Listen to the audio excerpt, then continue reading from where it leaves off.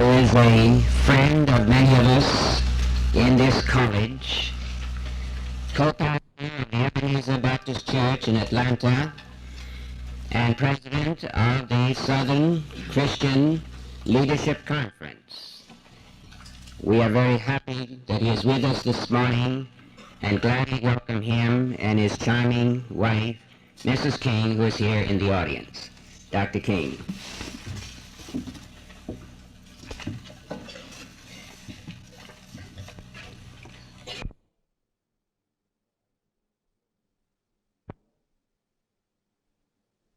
Class of this great institution of learning, ladies and gentlemen, I need not pause to say how very delighted I am to have the privilege and opportunity of being here today and being on the campus of Keuka College. And first, I want to congratulate the members of the graduating class for reaching this very significant milestone. For today you bid farewell to the friendly security of this academic environment, and you prepare to enter the clamorous highways of life. And as you prepare to go out in your various areas of work and your various avenues of life,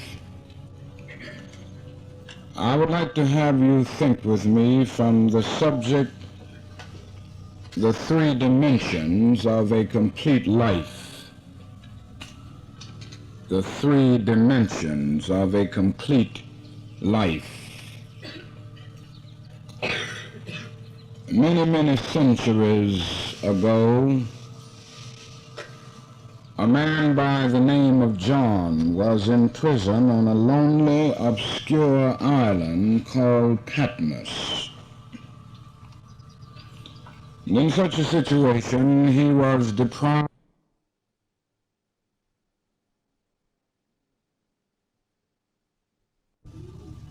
John thought about many things. He had a vision of the New Jerusalem descending out of heaven from God. And one of the greatest glories of this new city of God that John saw was its completeness. It was not partial and one-sided, but it was complete in all three of its dimensions. And so in describing the city in the book of Revelation, John says this: the length and the breadth and the height of it are equal. In other words, this new city of God, this city of ideal humanity, is not an unbalanced entity, but it is complete on all sides. Now John is saying something quite significant here, so we dismiss the book of John the book of Revelation as a very difficult book, puzzling to decode. And we feared there's little more than an enigma wrapped in mystery.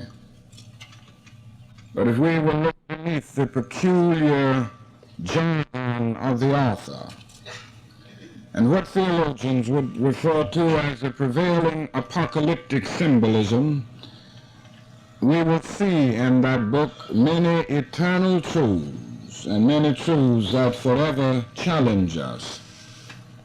And one such truth is the truth of this text. For what John is really saying is this, that life at its best and life as it should be is a life that is complete on all sides. And so there are three dimensions of any complete life to which we can fitly give the words of this text: length, breadth, and height. Now the length of life, as we shall use it here, is not its duration, not how long it lasts, but it is the push of a life forward to achieve its own personal ends and ambitions. It is the inward concern for one's own welfare. The breath of life is the outward concern for the welfare of others. And the height of life is the upward reach for God. These are the three dimensions of a complete life, and without the three working harmoniously together in every individual life, we find an incompleteness, for the complete life is the three-dimensional life.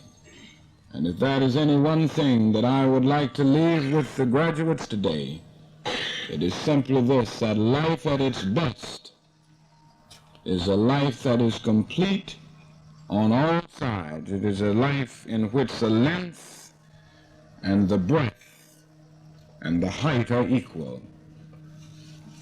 Now let us notice first the length of life, and I've said that this is that dimension in which the individual is concerned with developing his inner powers. In a sense, this is the selfish dimension of life, and that is such a thing as healthy and moral self-interest. If we are not concerned about ourselves, we are not really concerned about ourselves in an adequate sense. Some years ago, a brilliant Jewish rabbi, the late Rabbi Joshua Liebman, wrote a book entitled Peace of Mind. And in this book he has a chapter entitled Love Thyself Properly. And he says in this chapter in substance that before we can love other selves adequately, we must love our own selves properly. And many people have been plunged into the abyss of emotional fatalism because they didn't love themselves properly. And so we must have in life a healthy self-concern. This dimension of length means that we must be concerned about ourselves enough to discover our mission in life. And when we discover our life's work, we should set out to do it with all of the strength that we can muster. We have the responsibility of setting out to do our life work so well that nobody could do it better. This type of dogged determination, this inner sense of purpose, this determined drive, will make the individual fulfill that important dimension of length. It means that we should set out to do our job so well that the living, the dead, or the unborn could not do it better. It means after discovering our area of work, our area of responsibility in life, that we must see it as being significant. No matter what it happens to be, if it is for the uplifting of humanity, it has cosmic significance. And so to carry it to one extreme, if it falls your lot to be a street sweeper in life, sweep streets like Michelangelo painted pictures, sweep streets like Shakespeare wrote portrait, and like Beethoven composed music, sweep streets so well that all the host of heaven and earth will have to pause and say, here lived a great street sweeper who swept his job well. This is what Douglas Malloch meant when he said, if you can't be a pine on the top of the hill, be a scrub in the valley. But be the scrub on the side of the rail. Be a bush if you can't be a tree. If you can't be a highway, just be a trail. If you can't be the sun, be a star. For it isn't by size that you win or you fail. Be the best of whatever you are. And this is important. Some will be in certain professions in life, some will achieve genius in the arts and the sciences, but the vast majority will have to be content to work in other areas, and they must see that these areas are significant, and they have value because they are uplifting humanity. And this determined push to the end of self-fulfillment is the length of an individual's life. But one must never stop here, and all too many people in life never get beyond this first dimension. They are often brilliant people. They do a magnificent job of developing their inner powers, and they rise to great heights in their professions and their various areas of work, but they end up living as if nobody else lives in the world. And that is nothing more tragic than to find an individual bogged down in the length of life, devoid of the breath. And the breath of life, as I said a few minutes ago, is that outward concern for the welfare of others. And may I say this morning, my friends, that an individual has not begun to live until he or she can rise above the narrow confines of his individualistic concerns to the broader concerns of all humanity. One day a man came to Jesus to raise some important questions. And finally he got around to the question, who is my neighbor? And this question could have very easily ended up in a philosophical debate. It could have very easily ended up in a lengthy theological discussion. But Jesus, determined not to get caught in the paralysis of analysis, immediately pulled that question out of midair and placed it on a dangerous curve between Jerusalem and Jericho. And he talked about a certain man that fell among thieves. A priest passed and he kept moving. On the other side, a Levite did the same. And finally, a man of another race, a Samaritan, came and he stopped, administered first aid, he helped the man in need. And Jesus said in substance that this man was a good man, this man was a great man, because he could project the I into the thou. Now we have various theories. We use our imagination a great deal concerning this parable of the Good Samaritan, and we raise the question, why? Why didn't the Levite stop? Why didn't the priest stop?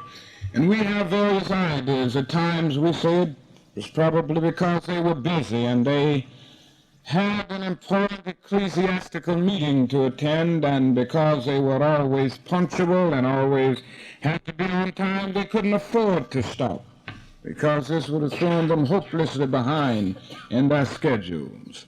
Or maybe they were following certain ceremonial traditions which said that one could not administer certain aspects of the ceremonial life of Jewish religion without avoiding the touching of any human body or anybody within 24 hours. And so maybe they were following that. Or it is altogether possible that they were going down to Jericho to organize a Jericho Road Improvement Association. This is a possibility. Maybe they felt that it was better to get at the problem from the causal source and to get bogged down with an individual effect. All of these are possibilities. But when I use my imagination about this parable, I think of another thing. It is possible that they were afraid. The Jericho Road is a dangerous road. A few years ago, Mrs. King and I were in Jerusalem, and we rented a car and went down from Jerusalem to Jericho. And I remember when we first started out on the Jericho Road, I said to my wife, I can see why Jesus used this as a setting for his parable. It's a meandering, curvy road, conducive for ambushing and robbery and that type of thing. Here is Jerusalem, some 2,200 feet above sea level. Here is Jericho, some 1,200 feet below sea level, and you go that distance in about 18 miles. It came to be known during the days of Jesus as the Bloody Pass. And so it was very easy for one to engage in the evil act of robbery on this dangerous road. And so maybe the priest and the Levite found themselves raising the question. Maybe the robbers are still around, or maybe the man on the ground is a faker, and he's simply there to cause us to come over for quick and easy seizure. In other words, the question that the priest raised, the question that the Levite raised was this: if I stop to help this man, what will happen to me? But the Good Samaritan, by the very nature of his concern, reversed the question. If I do not stop to help this man, what will happen to him? And this was a great man because he had the mental equipment and the capacity for a dangerous altruism. He was a great man not only because he had ascended to the heights of economic security, but because he could condescend to the depths of human need. He was a good man because he could surround the length of life with the breadth of life. And only when an individual discovers this is he able to rise to true greatness. The question that an Albert Schweitzer will raise is not what will happen to my secure, prestigious position as a professor in a great European university if I leave, not what will happen to the charming melodies of Bach that I can pull out of the organ if I leave, but what will happen to the African people if I do not go to help them? The question that Abraham Lincoln raises is not what will happen to me if I sign the Emancipation Proclamation, not what will happen to me if I free the slaves, but what will happen to the Union, what will happen to the millions of disinherited children of God if I do not sign the Emancipation Proclamation? This is always a question of the good man. This is always the question of the great man. Now, this dimension of breath has a great deal of bearing on the crisis in race relations that we confront in our nation. In a real sense, we face this problem in America today because there are still all too many people concerned merely about the length of life. And there are all too many of our white brothers concerned about their so-called way of life, preserving a sort of preferred economic position, preserving their position in the political power structure and the so-called social status. And if only they would add breadth to length, if only they would add the other regarding dimension to the self-regarding dimension, the jangling discords of our nation would be transformed into a beautiful symphony of brotherhood. But one day all of God's children in this nation will have to realize that we're all made to live together as brothers, and we must all live together as brothers, or we will all perish together as fools. Somehow every man must respect the dignity and the worth of human personality.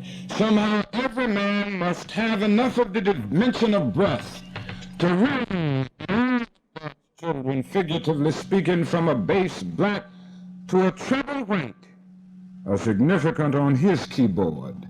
And when men realize this, they will achieve that dimension of love and that dimension of brotherhood, which will make for real living and real togetherness. Now, this text also has bearing on problems that we confront in international relations. It means that no nation can live alone. It means that every nation must recognize its dependence on other nations. No nation can live in isolation. Some years ago, Mrs. King and I journeyed to that great country known as India. I never will forget the experience. It was a great experience to meet the great leaders of India and talk with them, to meet the people in the cities and the villages throughout that vast country. And these experiences will remain dear to me as long as the cords of memory shall lengthen. But I say to you this morning that there were those depressing moments. How can one avoid avoid being depressed when he sees with his own eyes millions of people going to bed hungry at night? How can one avoid being depressed when he sees with his own eyes millions of people sleeping on the sidewalks at night? No beds to sleep in, no houses to go in. How can one avoid being depressed when he discovers that out of India's population of more than 400 million people, about 370 million make an annual income of less than $80 a year, and most of these people have never seen a doctor or dentist? And as I noticed these conditions, something within me cried out, can we in America stand idly by and not be concerned? And answer came, oh no, because the destiny of the United States is tied up with the destiny of India and every other nation.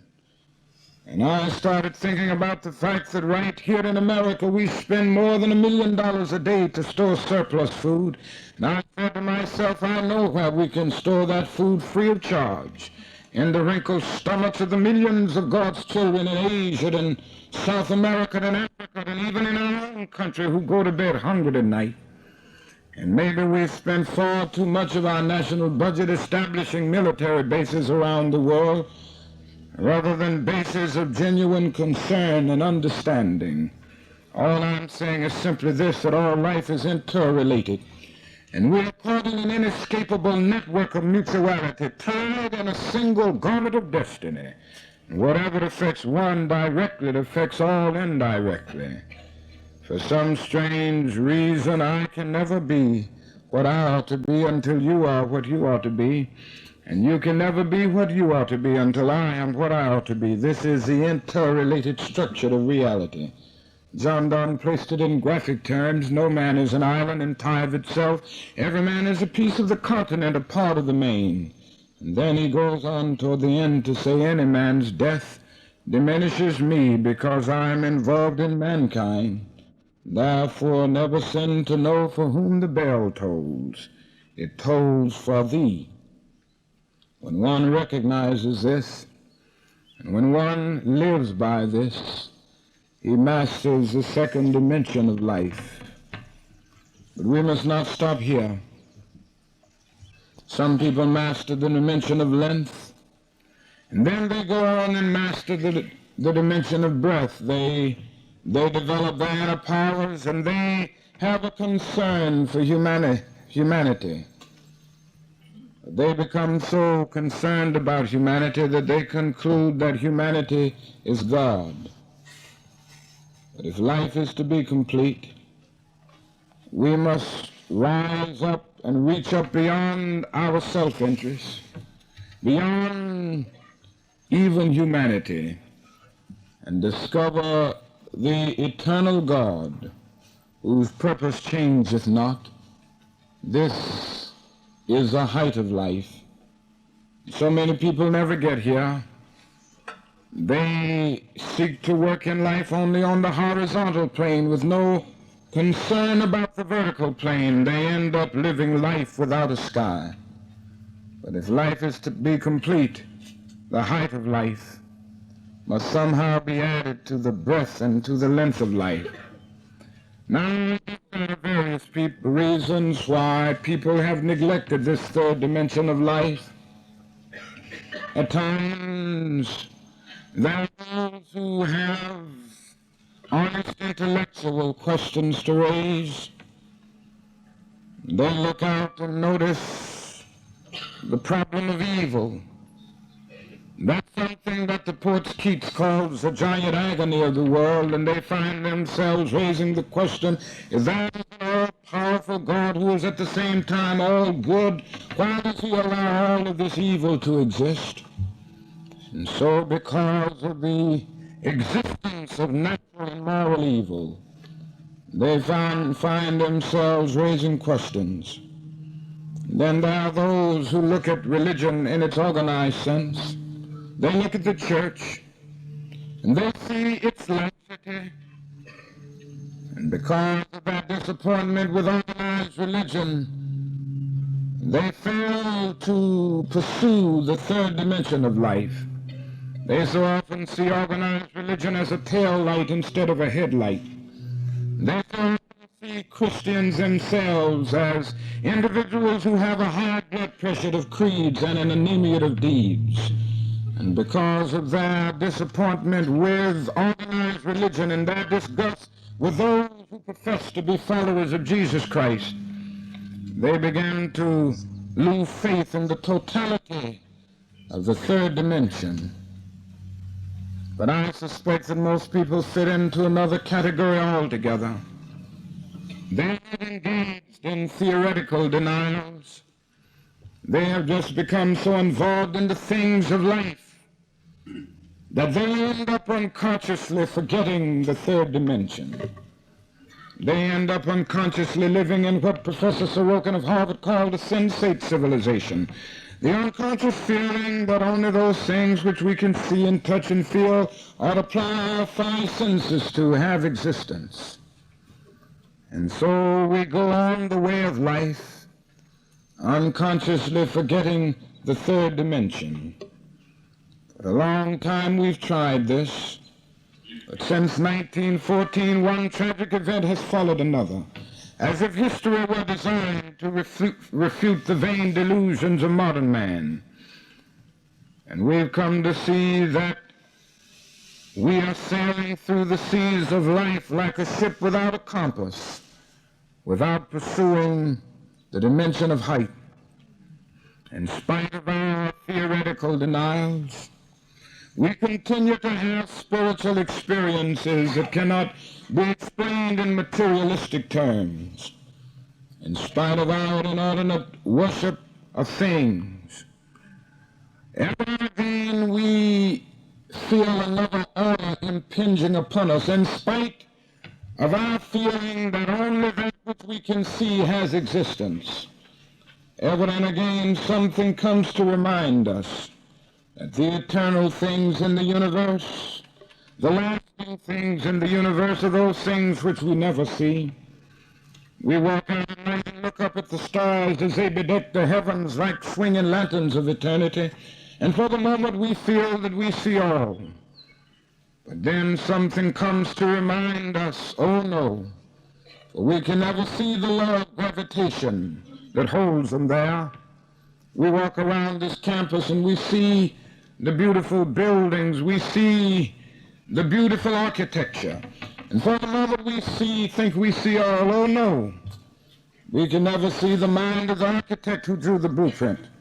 We can never see the faith and the hope and the love of the individuals who made it so. We look at each other in our bodily manifestations, and for the moment we think we see all. I guess you were saying this morning, I see Martin Luther King. Oh no, you can never see my mind. You can never see that something that the psychologist would call my personality. You can never see the me that makes me me, and I can never see the you that makes you you. Everything that we see is a shadow cast by that which we do not see. And so Plato was right. The visible is a shadow cast by the invisible. And in spite of the fact that we can't see God, this does not mean that he isn't there. We should move on to gain all the knowledge that we can gain in this modern world. We should move on toward our scientific and technological developments. But in the process, we must realize that all of our new knowledge can banish God neither from the microcosmic compass of the atom, nor from the vast, unfathomable ranges of interstellar space.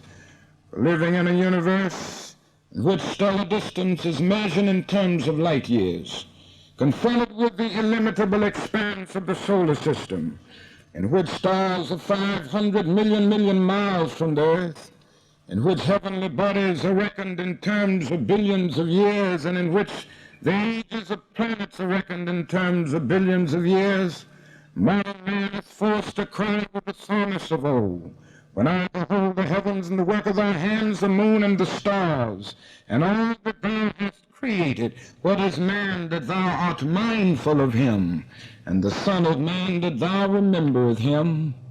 God is still around, and all of our new developments cannot decrease his being one iota. And so I say to you that without God, all of our efforts turn to ashes. and our sunrises into darkest nights. Without him, the whole drama of life becomes little more than a tragic comedy played over and over again, with slight changes in costume and scenery. But with God, we're able to rise from the fatigue of despair to the buoyancy of hope. St. Augustine was right. We were made for God, and we will be restless until we find rest in Him. No, I've come to see this more and more over the last few years. In our struggle in the South, we have a little song that we sing which has become the theme song of our movement. Maybe you've heard it here and there. At times we've joined together to sing it behind jail bars. At times we joined our hands to sing it when howling and vicious mobs were on the outside. At times we've joined our hands to sing it in the midst of vicious and howling dogs. We've joined our hands to sing it even amidst the hooded perpetrators of violence, bombing our homes and our churches. It goes like this: we shall overcome. We shall overcome. Deep in my heart I do believe we shall overcome. And I've come to see now why we can sing that song with a glowing optimism amid pessimistic conditions. And it is because there is another stanza which says, the Lord will see us through, the Lord will see us through, the Lord will see us through today. Deep in my heart I do believe the Lord will see us through. Before the victory is won, some will have to get scarred up a bit. Before the victory is won, maybe some will have to face what the young man whose funeral I attended yesterday afternoon in Jackson, Mississippi, Medgar Evers faced, and that is physical death, but we shall overcome. Before the victory is won, maybe some will have to lose our jobs. Before the victory is won, more will have to go to jail, but we shall overcome. And I'll tell you why: because the arc of the moral universe is long, but it bends toward justice. We shall overcome because Carlyle is right. No land can live forever. We shall overcome because William Cullen Bryant is right. Truth-crushed earth will rise again. We shall overcome because James Russell Lowell is right. Truth forever on the scaffold, wrong forever on the throne. Yet that scaffold sways the future, and behind the dim unknown standeth God within the shadow, keeping watch above his own. This is our faith. With this faith in the third dimension of life, we will be able to move on and carve a tunnel of hope through a mountain of despair and bring new light into the dark chambers of pessimism. This is a faith that will keep us moving on right here in this nation toward the realization of the American dream. And so I say to all of you assembled here in general, and to the members of the graduating class in particular, go out today. Love yourself. If that means healthy and moral self-interest, you are commanded to do this. This is the length of life. Then love your neighbor as you love yourself. You are commanded to do this. This is the breath of life. But never forget that that is the first and even greater commandment. Love the Lord thy God with all thy heart, with all thy soul, and with all thy mind. This is the height of life. And if you will do this, you will achieve the complete life. Thank God for John, who centuries ago caught vision of the New Jerusalem out on a lonely, obscure island, and grant to those of us who are left to live and walk the highways of life will also catch the vision and move toward that city of complete life, in which the length and the breadth and the height are equal, in which the length and the breadth and the height are equal. And when we do this individually and collectively, figuratively speaking, the morning stars will sing together, and the sons of God will shout for joy.